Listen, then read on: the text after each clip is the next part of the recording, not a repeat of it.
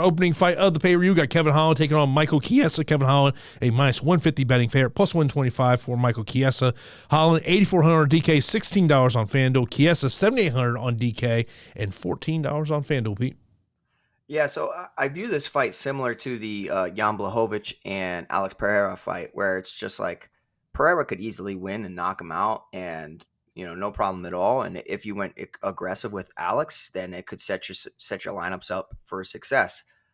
Up until he proves to me that he can defend takedowns at a regular pace, I'm sure that Glover's gotten him prepared for a little bit, but like other talented fighters were prepared for Jan's takedowns, and Jan's able to get them. Jan can also strike too, so like I'm not completely crossing out the idea of Jan hurting Alex on the feet. So very similar to that fight, we have Michael Chiesa, who has been relatively inactive, battled back injuries throughout his entire career, getting some work done at the UFC PI, up against Kevin Holland, who's one of the most active fighters within the past several years. Very, very good striker, complete wrestling liability. His wrestling, just, I don't know what it is. He's a step behind. He knows what to do. It's just the timing of everything is off. His reactions are off. I do think that he has a sneaky jiu-jitsu path to victory here over Michael Chiesa, who at times when he doesn't find success with takedowns or striking, if he gets hurt, he starts shooting panic takedowns, and then he ends up getting submitted. So we do know that Kevin Holland has some sneaky jiu-jitsu.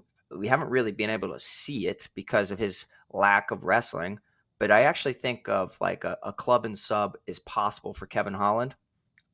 With all that being said, I'm torn on the fight as well. I know that there's an inactive Michael Chiesa looking to hop in there against a guy who's been pretty hot of late, and I'm still going to back Michael Chiesa. I'm going to let Kevin Holland prove it to me. I'm going to let Alex prove it to me about him defending takedowns, and I'm going to let Kevin Holland prove it to me. If he goes out there and defends Michael Chiesa and he damages him up and just beats him up, good for him. I'm still going to have exposure, and my exposure's set correctly. But I think like on a week where I hate the underdogs, I'm going to go with Michael Chiesa as my second underdog, in a boring, takedown-driven, control time type of fight.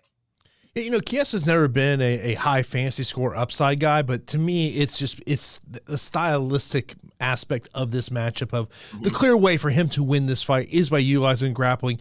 And we have seen Kevin Holland get taken down constantly. And that's why when you're talking about plays under 8,000, even on FanDuel at $14, I do like a Michael Chiesa play in large field tournaments just because of what he could do in terms of the grappling. Do have some concerns about the reach disadvantage for Michael Chiesa in terms of this one. And by the way, I don't know if you saw this, Michael Chiesa revealed this week that he was one of the fighters who privately hit up Dana White to say, I'll step in and take on Bo Nickel. Yeah, I mean, it's smart. And then, the issue is, though, like you've seen his wrestling and his grappling is great until he goes up against a superior wrestler and grappler like Sean Brady. Like he had minimal success. He's not going to have any success against Bo Nickel when it comes to the wrestling. So it's an interesting matchup. It's a safer matchup than going up against a striker, but like Bo's look great too. So, I'm also prioritizing this fight. I think the co-main in this fight, salary-wise, and just how I'm expecting the fights to go, I think they're three of the most prioritized fights for me.